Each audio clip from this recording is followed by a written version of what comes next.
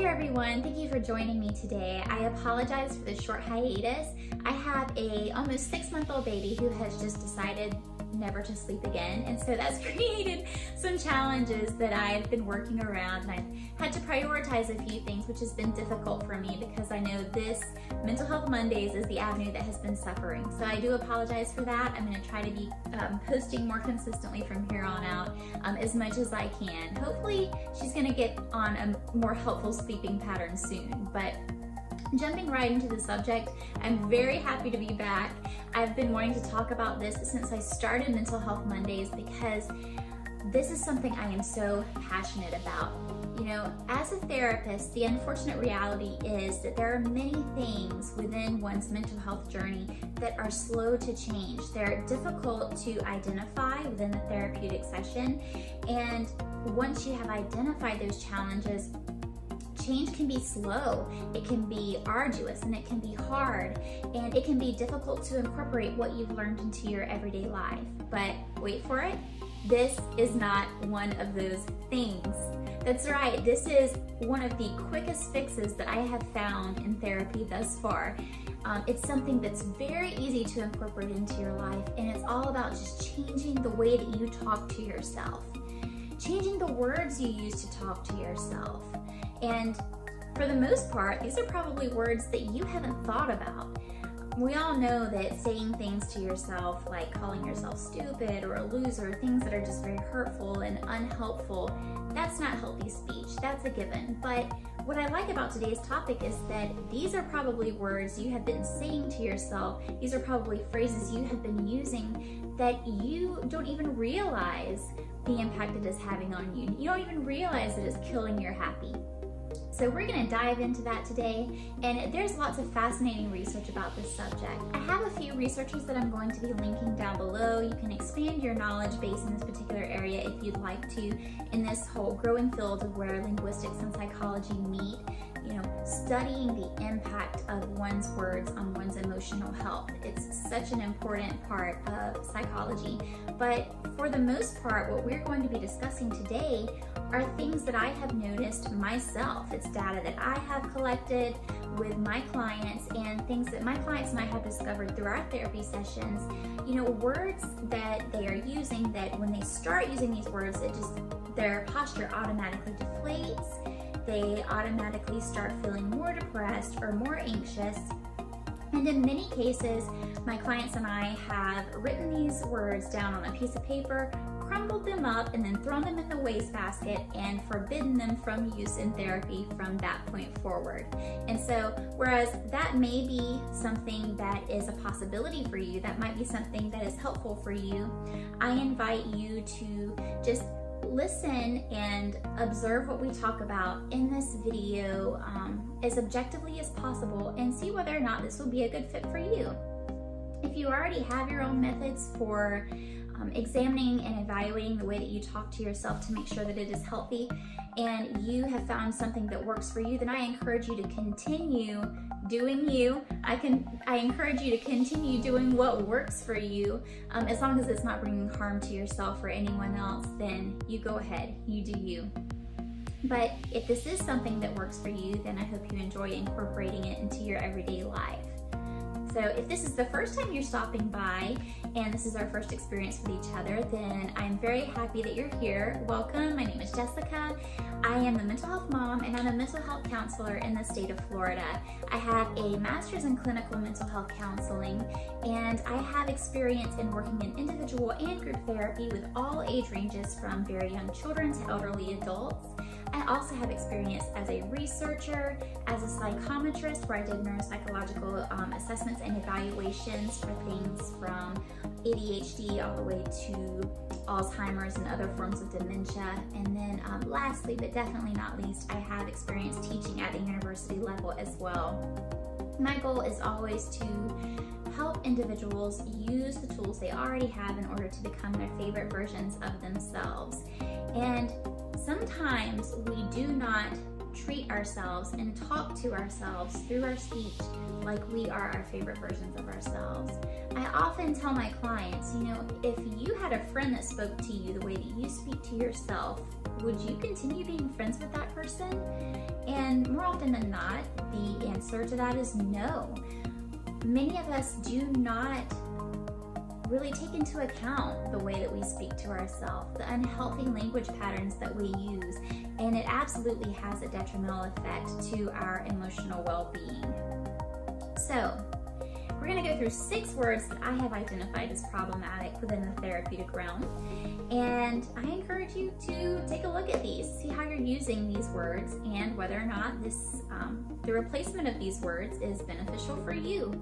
Okay, the first couple of words we're going to talk about are probably going to throw a curveball at you, but those are the words good and bad. We use these words so often. I hear clients come in just tossing these words around as if they're Skittles, and they don't realize when they start calling themselves a bad person or that saying that they've made a bad decision, they don't see their posture slowly and slowly deflate. They don't see their spirit slowly and slowly just get drained out of them.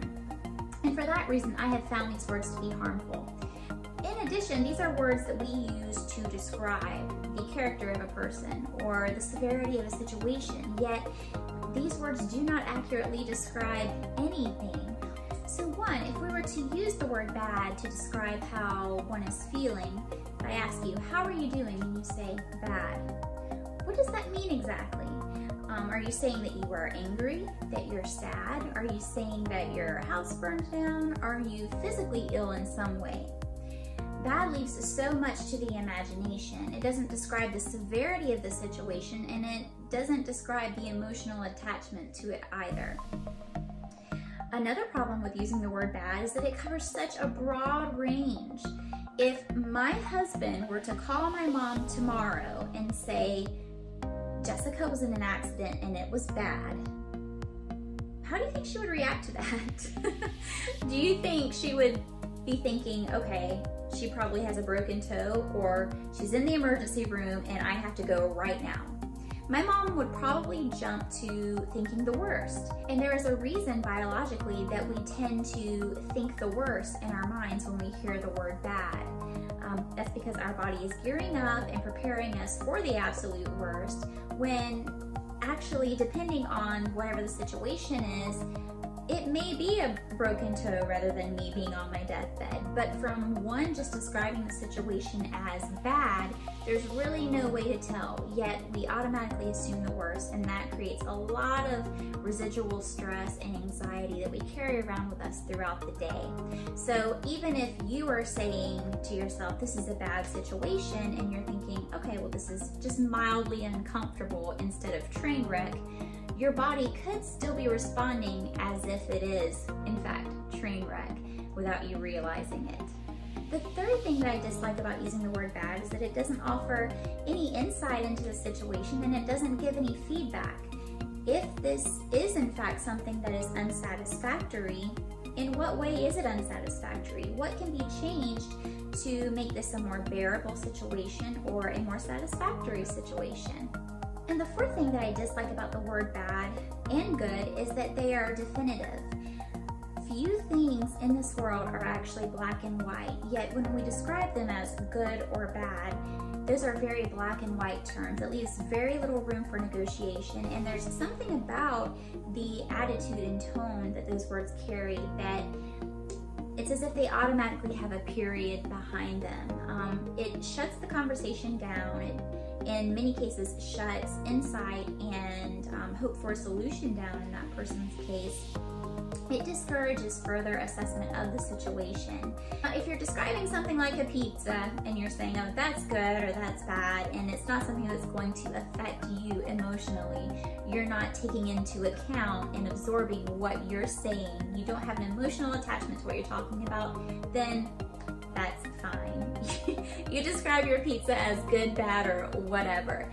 But really pay attention when you are talking to yourself.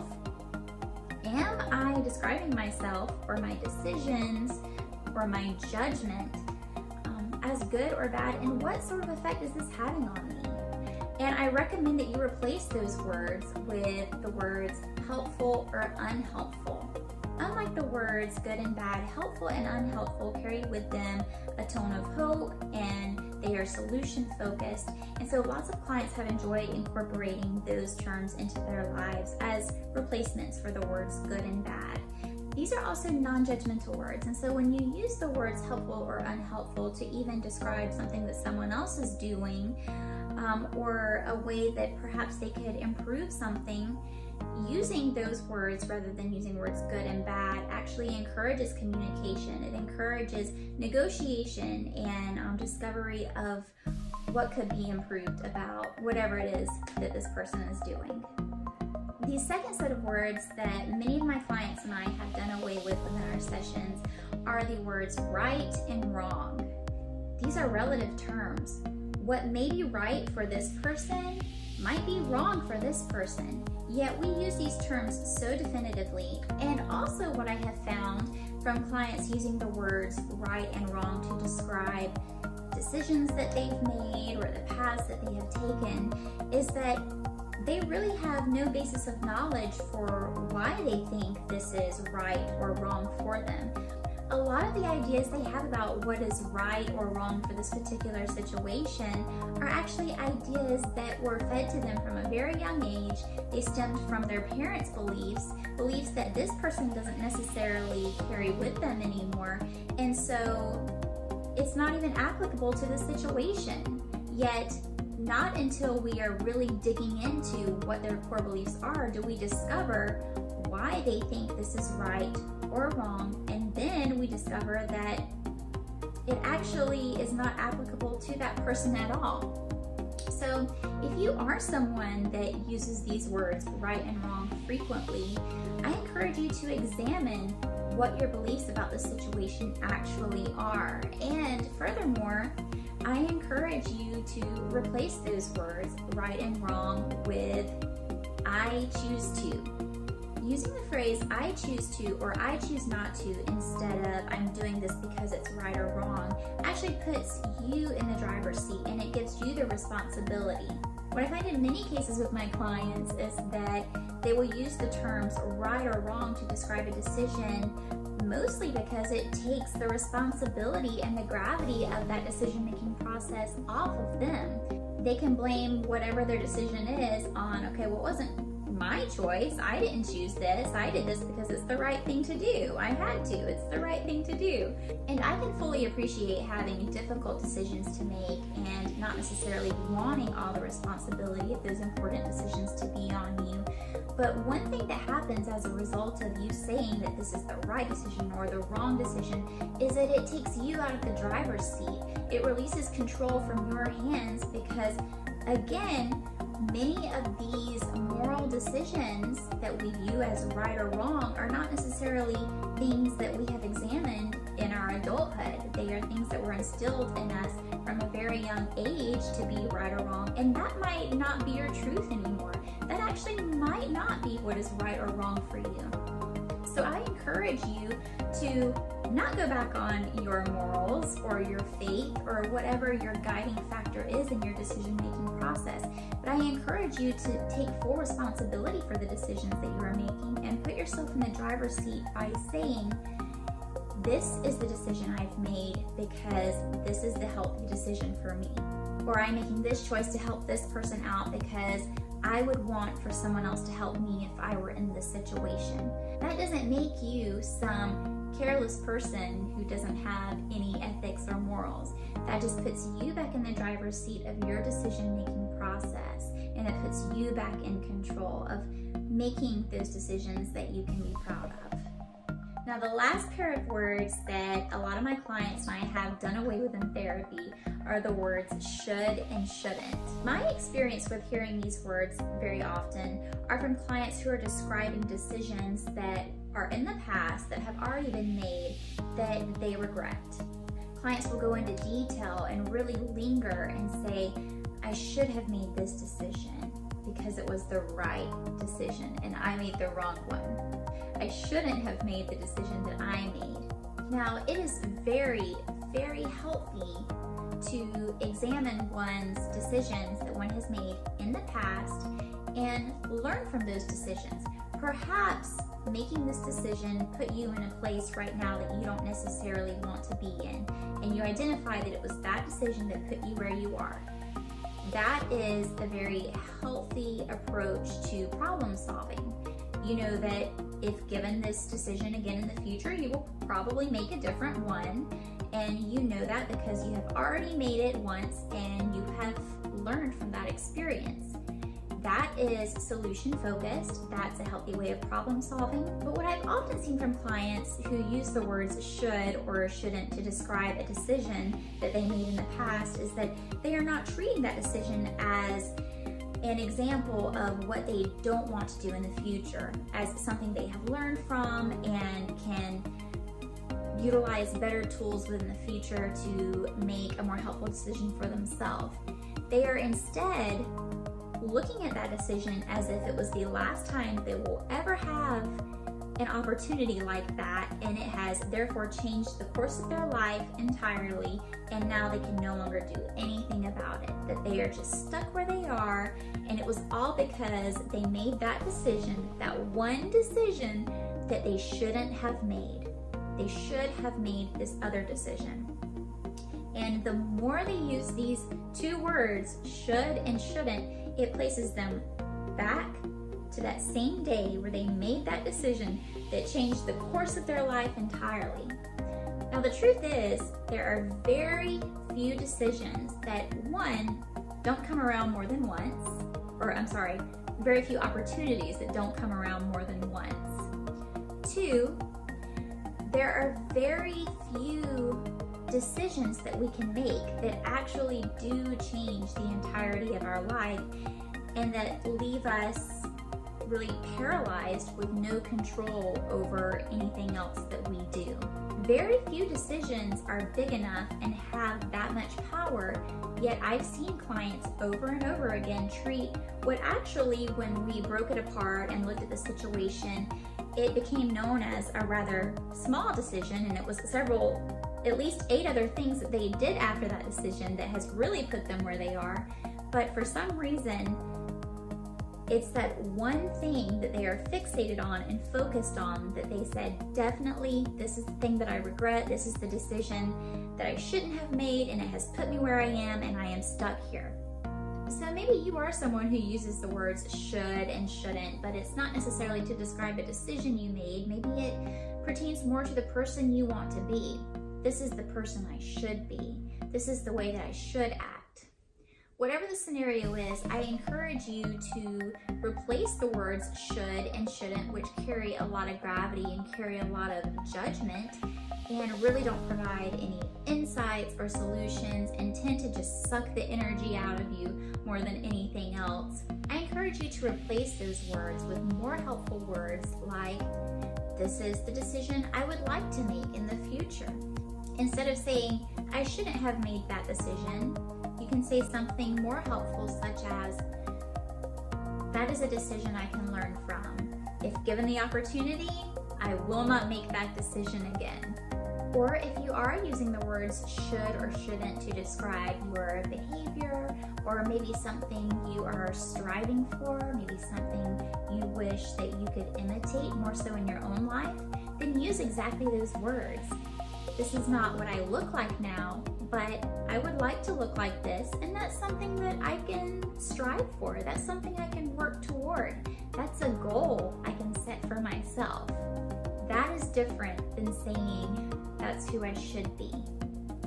One is judgmental, the other is solution focused, and that's really where the difference lies with all of these statements. These 6 words that we have discussed have, for the most part, been done away with in my therapy sessions because I've seen how detrimental they are to my clients' well-being. I've seen these words zap the energy right out of them. These words are judgmental, they're not solution focused, and they provide very little insight into what the challenges at hand actually are. The struggles that I see in my practice more than any others are anxiety and depression. That doesn't necessarily mean that the clients I'm seeing meet the criteria for generalized anxiety disorder or major depressive disorder.